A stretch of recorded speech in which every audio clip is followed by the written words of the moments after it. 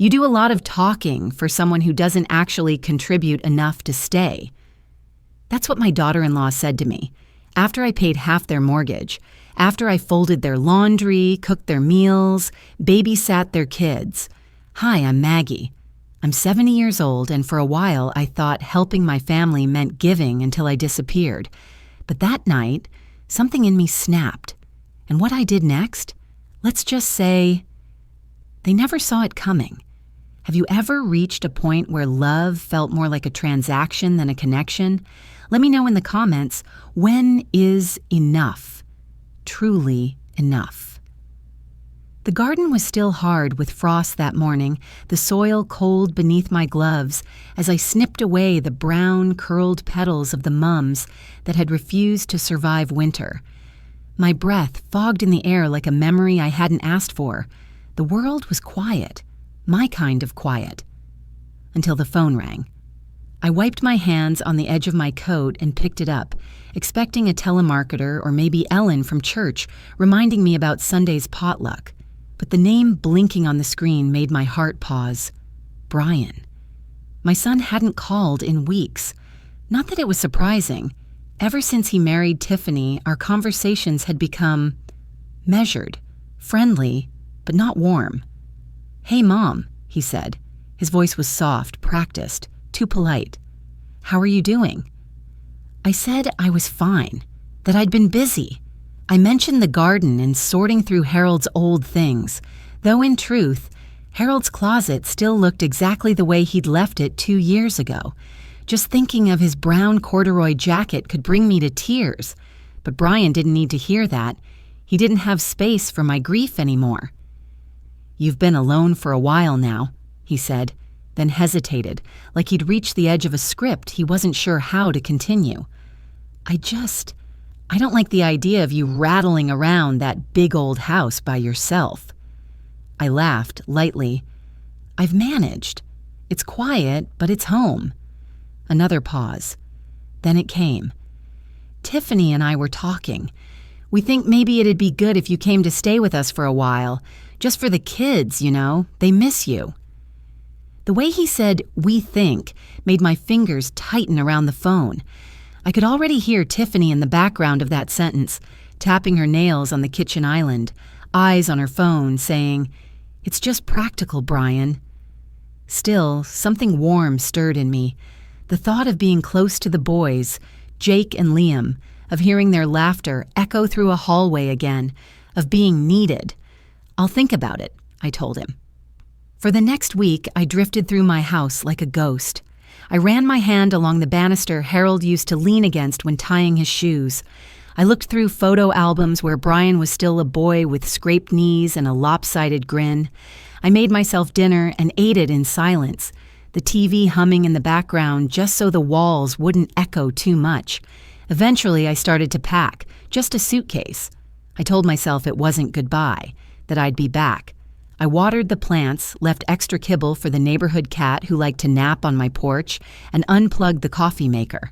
As I locked the front door, I whispered, "Be good to me when I come home," though I wasn't sure who I was talking to, my house or myself. The drive wasn't long, just 2 towns over, but it felt like crossing an ocean. By the time I pulled into Brian's driveway, the late afternoon sun had dipped behind the trees, casting long shadows on the lawn. I sat in the car for a moment, expecting someone to come out. A child's squeal, a door opening, nothing. I rang the doorbell. Tiffany answered after a beat. Her expression didn't change when she saw me. No smile, no "welcome, Maggie," just a flat "you're early," as she stepped aside. Inside, the house buzzed with noise. The TV was blaring some cartoon. A pile of unfolded laundry spilled over a chair. The scent of takeout mingled with the sharp tang of disinfectant. Toys were scattered like confetti across the hardwood floor. Brian came down the stairs holding the baby. He gave me a quick hug, light, obligatory. "We cleared the guest room for you," he said, nodding toward the hallway. "It's not perfect, but it's something." I walked to the room. It smelled faintly of mildew. There were boxes stacked along the walls, a broken lamp in the corner. No bed, just an air mattress half inflated with a thin blanket tossed on top. No closet space, nowhere to unpack. I smiled anyway. It'll do. That night, I lay on the air mattress and listened to the unfamiliar creaks of the house. I could hear Tiffany's footsteps overhead, the low rumble of Brian's voice on a phone call, the occasional chirp of a child's toy going off in the dark. I wrapped the blanket around myself and stared at the ceiling. This was supposed to feel like family. Instead, it felt like I'd slipped into a life that had already moved on without me. They didn't ask how my drive was. They didn't ask if I needed anything. There was no cup of tea waiting, no soft welcome. Just noise and clutter and the sharp awareness that I was an extra piece in a puzzle already complete. I told myself I was being sensitive, that transitions are hard, that they were busy, tired, that this was temporary. But even in that moment, curled up in a room that didn't want me, I felt the sting of something I didn't want to name. Sometimes betrayal doesn't come with a knife. Sometimes it sounds like an invitation. And as I closed my eyes, I couldn't help but wonder, was this kindness or obligation wrapped in a smile? By the second week, I knew where everything belonged, except me. I had memorized which drawer held the kids' socks, which buttons on the remote muted the blaring cartoons, and the precise order Tiffany liked her takeout containers stacked in the fridge. But I couldn't find a place for myself, not at the table, not in their plans, and certainly not in their gratitude. The house was always loud. Jake's dinosaur roars collided with Liam's piano-banging tantrums. The TV was rarely off, a constant stream of color and sound. Somewhere in that chaos, Tiffany drifted in and out of rooms with her phone glued to her hand, half present. She offered me clipped smiles, the kind that evaporated before they reached her eyes. Most days, I kept myself busy, folding laundry that wasn't mine, wiping down sticky countertops, restocking milk and eggs without being asked. I told myself it was what any grandmother would do, that family didn't keep score, that it was enough just to be useful. But help without acknowledgement starts to taste bitter. I remember the first time Tiffany said something, not directly cruel. She was too practiced for that. I had just finished a small load of towels and was folding them in the hallway when she passed by, her voice casual but firm. "Hey, do you mind not using the washer during the day? The electric bill's been high lately." I blinked, towel in hand. Of course. I didn't realize. "It's fine," she said quickly, already halfway down the stairs. Yeah. Her words hung in the air like lint on damp fabric. I didn't reply, just kept folding. Later that week, it was the bathroom light, then the heating, then the water. Each time, a sigh, a glance, a note of disapproval not quite loud enough to argue with, but sharp enough to wound. Brian, for his part, was rarely around. Work, he said, deadlines, phone calls, stress. He would appear at dinner, laptop still open beside his plate, half engaged in conversation but quick to retreat. I asked him once, gently, "Is everything all right?"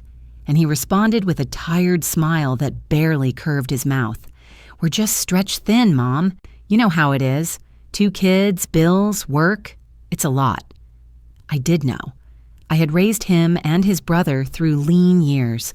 I'd scraped coins from between couch cushions, skipped meals so they wouldn't have to. But I didn't say any of that. I just nodded.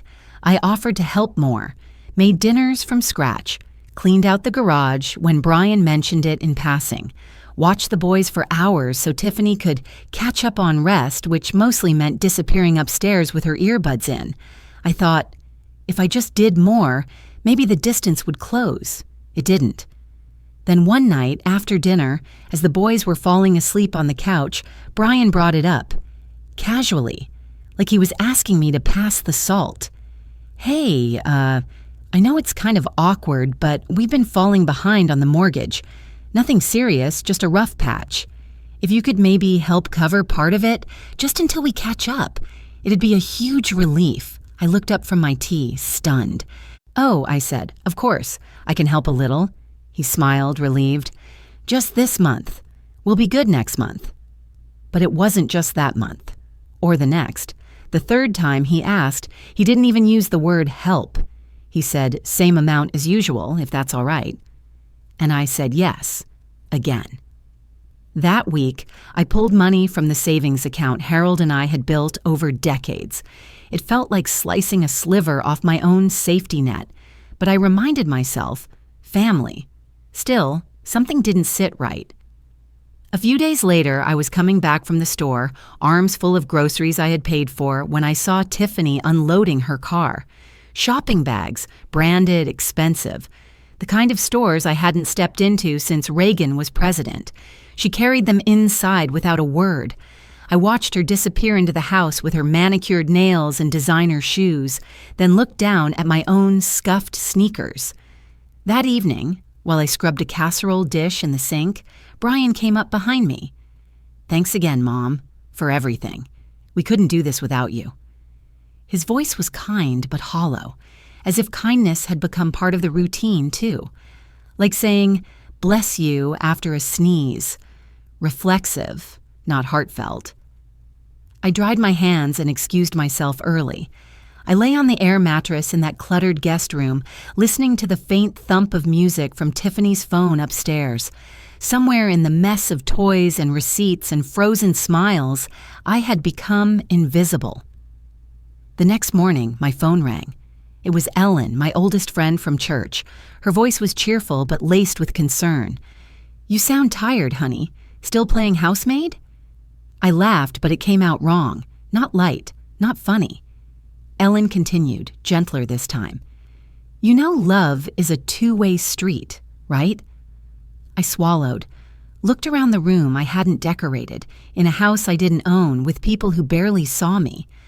I know, I said, but I wasn't sure I believed it anymore. As I hung up, the question I'd been avoiding pressed down like a weight on my chest. Was I helping them, or just helping them ignore me? It happened over casserole, something I made from memory, not a recipe. I remembered how Brian used to love it when he was 8, piling on extra shredded cheese before it even hit the oven. I remembered how Harold always added hot sauce, and how Jake once called it squishy lasagna and ate 3 servings anyway. That night, I cooked it the same way I always had, layered with care, seasoned with hope, served with quiet hands. I even folded the napkins, not because anyone expected me to, but because it felt like a piece of home I could still control. The TV was still on in the background when I called everyone to the table. Some bright, loud cartoon filled the room with flashing colors and synthetic laughter. Brian sat down, his laptop open beside his plate. Tiffany drifted in a few minutes later, eyes on her phone, fingers tapping some unseen thread of conversation more important than this one. The boys poked at the food. Jake pushed his around the plate. Liam took 2 bites and asked for cereal. I tried. I really did. You know, I said gently, if we all sat together more often for meals, maybe the boys would eat better. It was meant as an invitation, not a criticism. A soft suggestion wrapped in warmth. Brian didn't look up from his screen. We're just overwhelmed, Mom, he said. Things are hectic lately. And then Tiffany set her fork down. Not gently, not dramatically, just firmly enough for it to echo against the plate. You're always making little comments, Maggie, she said. Her voice wasn't loud, but it sliced through the room. Like we don't know how to run our own house. I blinked, caught between shock and confusion. I didn't mean it like that, She cut me off with surgical precision. You do a lot of talking for someone who doesn't actually contribute enough to be making suggestions. The words dropped like a stone into water, heavy, irreversible. For a moment, no one moved, not even the kids. The TV kept going, some animated bear singing about friendship, utterly unaware of the silence it now played against. Brian didn't say a word. He didn't defend me. He didn't look at me. He just stared at his plate like it might swallow him whole if he stayed still long enough. I felt the heat rise in my face. My hands shook beneath the table. I opened my mouth, but nothing came out. Because what was there to say? That I paid their bills? That I folded their clothes? That I kissed scraped knees and read bedtime stories and still smelled like lavender hand soap from cleaning their bathrooms? I didn't need a receipt to prove my worth, but suddenly I felt like they had been tallying one all along. I stood up, not with anger, but with clarity. "I'll clear the table," I said softly, gathering plates as if my limbs were moving on their own. No one stopped me. I rinsed the dishes in silence, the water hissing like a whisper behind closed doors. My heart pounded so loud I could hear it over the sound of running water. After the kitchen was clean, I walked down the hallway toward the guest room, needing only the comfort of solitude. But halfway there, I stopped. Propped neatly against the wall outside, the room was my suitcase. Already packed, already zipped. I stared at it for a long moment, as if doing so might change what I saw, but it didn't. The handle was pulled up, ready to go, like someone had quietly decided the decision for me, and I realized in that moment I had never really been invited. I had been permitted, temporarily, until the arrangement no longer served them. I stepped into the room, sat on the edge of the air mattress, and folded my hands in my lap. The boxes stacked against the walls seemed to loom larger than before. The single overhead light buzzed faintly. The space didn't feel like a room anymore. It felt like a holding cell. That night, I lay on my back, the thin blanket pulled to my chin, and stared at the ceiling. My mind replayed everything, not just the casserole or the dinner or the fork hitting the plate, but every small moment leading up to it. Every sigh from Tiffany, every time Brian dodged my eyes, every time I'd stayed quiet to keep the peace. I thought of the word contribute. What did that even mean to them? Did rocking their babies count? Did cleaning their sticky countertops? Did my savings, shrinking with every month, count as contribution? Or just convenience? I remembered when Brian was 10 and came home crying because a classmate called him weird. I sat with him for hours, listening, affirming, reminding him he mattered, that his voice was important, that no one could take that from him. And now, here I was, 50 years older, wondering if my own son believed the same about me. The silence in that house wasn't quiet. It was deliberate, a kind of erasure I hadn't known could come from love. My chest ached in that deep, wordless way. I turned to my side, pulled the blanket tighter, and tried not to cry. But something in me had cracked, not like glass shattering. No, this was slower, like wood warping under years of pressure, finally giving way. The foundation had shifted. I didn't know what would come next, only that the version of me who had arrived with hope in her suitcase had already packed and left. Had they always seen me as temporary? Or had I just refused to see it? I left before sunrise. No goodbyes. Just the creak of my old suitcase dragging over the tile, the only sound in a house too quiet for how loud it had once been. The hallways felt longer in the dark, like the walls themselves were holding their breath. I paused at the kitchen counter, slid a folded note beneath the fruit bowl, where I knew they'd eventually find it. It held only one line, written in the cursive I learned in Catholic school when letters still mattered. "Thank you for having me." I didn't wait for someone to stir. Didn't glance back down the hallway. I opened the door, stepped into the early chill, and pulled it closed behind me. The latch clicked like punctuation. The drive home was foggy, not with weather, but with thought.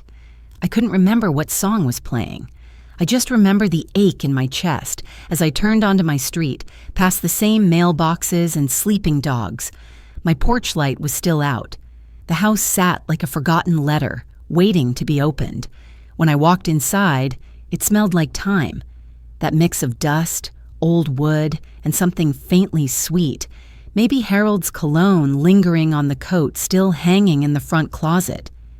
I dropped my suitcase just inside the door and stood there for a moment. The silence didn't press this time. It welcomed. I made tea, not for anyone else, just for me. The steam curled upward as I sat at the kitchen table and reached for my phone. Not to text, not to call, but to check something I hadn't dared look at in weeks. My banking app opened with its usual chime. I scrolled past the transfers I had set up, the automatic ones that slid from my account into theirs like clockwork. My finger hovered, then tapped. Cancel. Again, and again, and again. Each click was a closing door. Then something caught my eye, an email from 2 months ago. I'd missed it in the chaos of settling in, folding clothes, listening to Tiffany's footsteps overhead. It was from the bank, a flag for a large withdrawal, not one I'd authorized, not for the mortgage. I clicked through and began scrolling. Charges, dozens of them, a pattern, a name I didn't recognize at first, Loyal Ace Limited.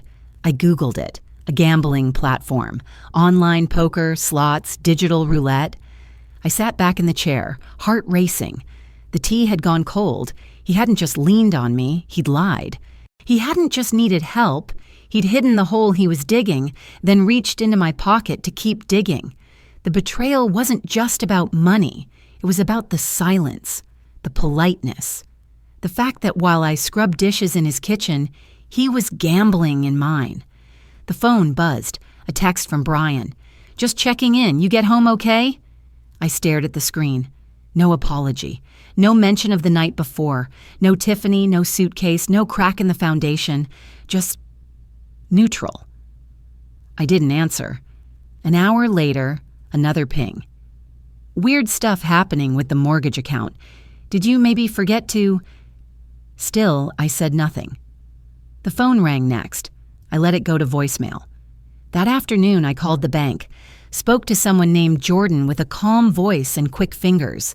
I closed the old account, opened a new one, transferred every penny I had left. I dug through my files, pulled the spare checkbook Brian had used in case of emergencies, tore it in half, then in half again. I stood by the front door and stared at the lock. My hand moved before my head had fully caught up. By that evening, the hardware store had sold me a new deadbolt, and the man down the street had installed it before dinner. Was it dramatic? Maybe.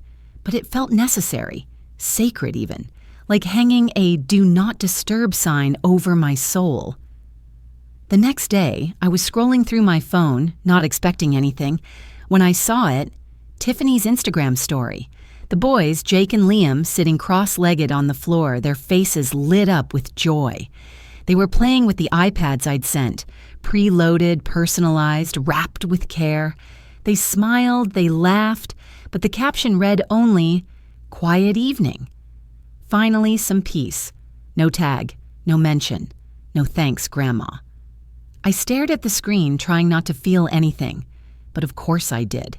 Mrs. Ellen called that evening. I didn't say much, but she could always tell. After I recounted the bare bones of it, she let out a long sigh. Silence, she said, is the language of those who know they've lost, but are too proud to say it out loud. I nodded, tears I hadn't intended pooling in my throat. You did the right thing, Maggie, she continued. Sometimes you don't need to make a scene. Just stop showing up for the role they cast you in. I hung up and sat in the quiet of my own home, watching the steam rise from another cup of tea I barely sipped. That night, as I folded a clean stack of towels I had washed for no one but myself, the phone buzzed again. Brian. Just this once, Mom, please. I stared at the screen, then locked it without replying, because this wasn't just once. This was years of just this once in different disguises, helping with school, a car down payment, babysitting, grocery runs. Every time came with the same unspoken promise. It's temporary. You matter to us. This isn't how we always treat you, but the truth was I had been a safety net they expected never to wear out, and now they were falling. What do you do when love is weaponized against you? You stop handing them the ammunition. He knocked with the weight of every mistake behind his fist. I was folding laundry in the living room, clean hand towels still warm from the dryer, when I heard it. Not the light, casual knock of someone dropping by. This one had gravity, hesitation, like it might be the last knock he dared to try. I didn't rush to the door. I finished folding the towel in my hands, smoothed the corner like I always did, then walked quietly across the room. Through the window, I saw him, Brian. Standing with his shoulders caved in, the same man I'd once rocked through croupy nights, now aged beyond his years. His hoodie was wrinkled, eyes sunken. He looked like a man who hadn't slept or hadn't dreamed in weeks. I opened the door. He didn't speak right away. His hands wrung each other. His feet shifted like a boy who knew he was already in trouble. "Can I come in?" he finally asked.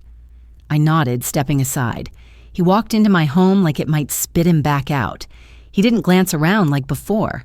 This time, his eyes fell to the floor, as if afraid to meet any memory hanging on the walls. He sat on the very edge of the couch, knees together, hands gripping his jeans. "I messed up," he said. "You don't need to say it, I know." I stayed silent, not out of cruelty, but because it was his turn to speak first, to fill the silence he'd helped create. "I think I'm addicted to gambling," he said after a long pause. "I didn't mean for it to happen. It just, one thing led to another, and it felt like the only way to stay ahead, to fix things before they collapsed. And Tiffany, she doesn't get it. She just wants the money back. She keeps asking when I'll fix it. And I'm tired, Mom. I'm so tired." His voice cracked on the last word. "I ruined everything," he whispered. Then came the sentence I had expected, dreaded. "Can you help us? Just this once?" I took a deep breath, then stood. "No," I said. He blinked, stunned. "What?" "Not today." His mouth opened, then closed again. I walked to the kitchen, opened a drawer, and pulled out a folder I'd prepared weeks ago, before the knock, before the texts, before the guilt could rewrite my resolve. I placed it on the coffee table in front of him. Inside, a one-time bailout agreement, a printed rehab directory, a budget spreadsheet. On the last page, handwritten terms, not cruel, not emotional, just clear.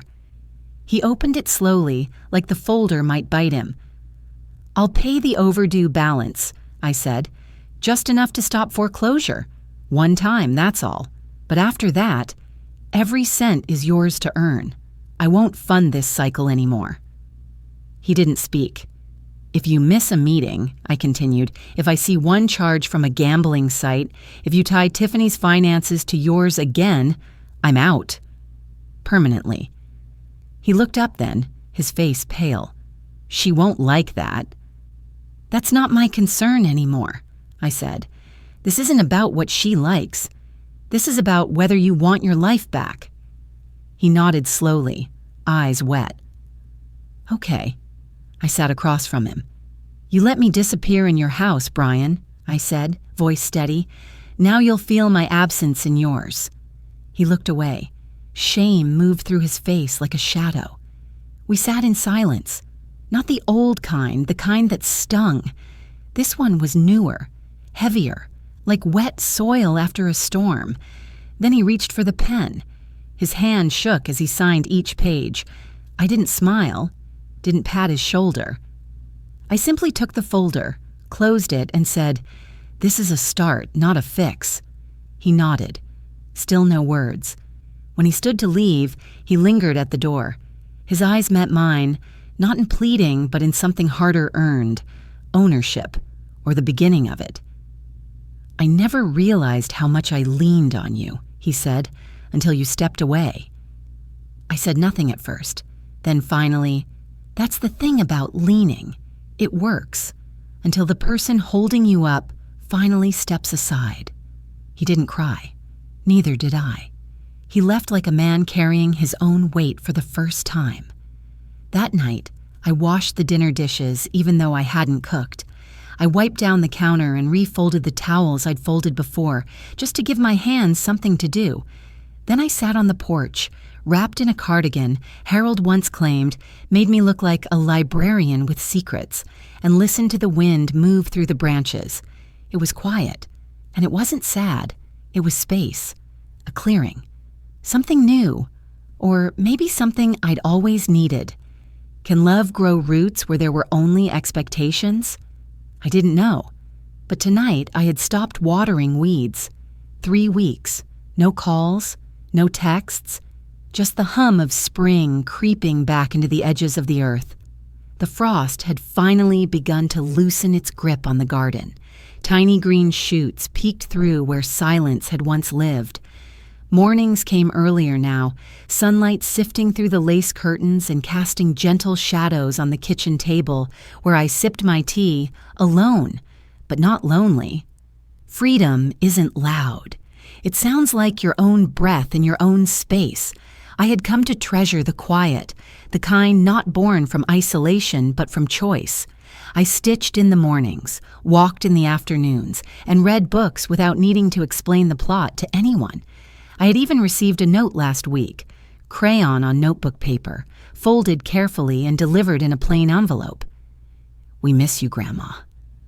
2 stick figures held hands beneath a blue sun.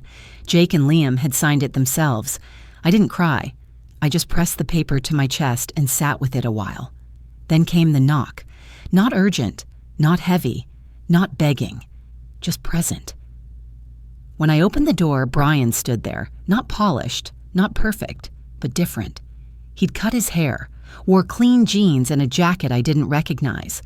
There was weight on him again, not just physically, but in the way he stood. His shoulders squared, his hands still, his eyes clearer than they'd been in months. "Hey, Mom," he said. I stepped aside.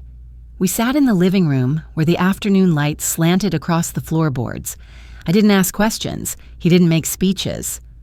"I've been going to meetings," he said, "Tuesday and Saturday nights. I even shared last week." I nodded. Let the moment breathe. I sold the SUV, doing food delivery in the evenings. It's not glamorous, but it keeps the lights on. I've got a budget now.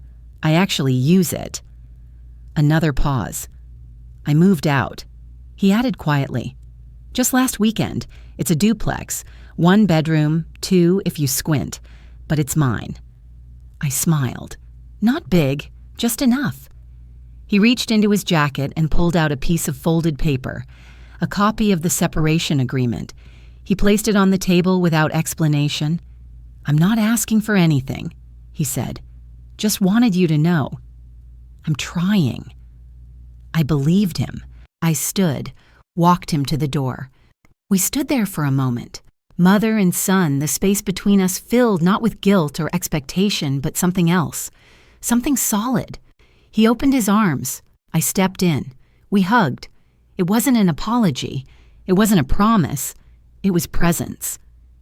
As I pulled back, I rested my hand briefly on his shoulder. "I'm not here to save you anymore," I said, "but I'll stand beside you if you're walking on your own." He nodded. "I am." I watched him walk down the steps, climb into a dented sedan I didn't recognize, and drive off into the kind of sunlight that makes things feel new again. I closed the door behind me and exhaled. Not relief, release. Later that evening, I returned to my sewing machine. The hum of it filled the room with a gentle kind of purpose. I had just finished hemming a baby quilt when my laptop pinged. A new order, custom tote, soft gray linen. Customer note. For my mother. She finally put herself first. I smiled. Not wide, not triumphant, just honest. Maybe the real love isn't in giving endlessly, but in knowing when to stop. The first time I sat at my kitchen table without guilt, just peace, I finally understood what freedom sounds like. It's not silence, it's space. What I've learned is simple. No one has the right to make you invisible. Love should never cost you your self-worth. If you've ever been overlooked or dismissed by your own family, I hope you'll share your story. Let's remind each other. We matter at every age.